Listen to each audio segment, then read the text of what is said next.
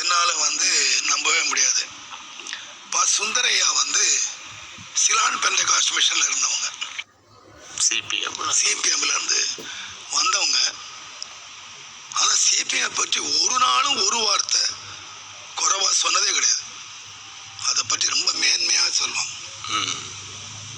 அதில் அவர் சொன்ன சம்பவம் என்னன்னு கேட்டிங்கன்னா, அந்த சிபிஎம்னுடைய ஸ்தாபகர் பாஸ்டர் பால், அப்போ அவர் காலையில் ஆண்டவரை ஸ்தோத்திரம் பண்ணும்போது ஒவ்வொரு நாளும் ஸ்தோத்திரம் பண்ணுவாராம்.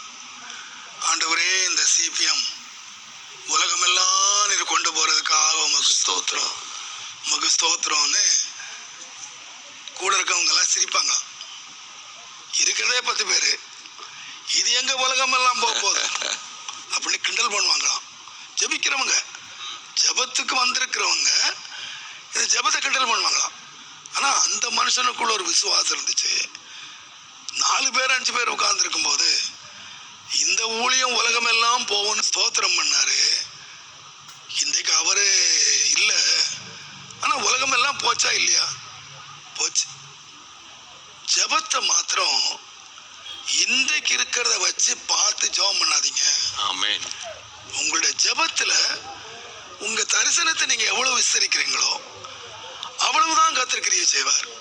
எவனா பரியாசம் பண்ணிட்டு போட்டோம், எவனா கிண்டல் பண்ணிட்டு போட்டோம். அப்போ அவர் சொன்ன அந்த வார்த்தை அண்டையில இருந்து நான் ஜெபம் பண்ணும்போது, ஆண்டவரே, இந்த ஸ்தாபனத்தை உலகம் எல்லாம் கொண்டு போறதுக்காக ஸ்தோத்திரம், உமக்கு ஸ்தோத்திரம், அதை நான் பிடிச்சுக்கிட்டேன். பாஸ்டர் பால்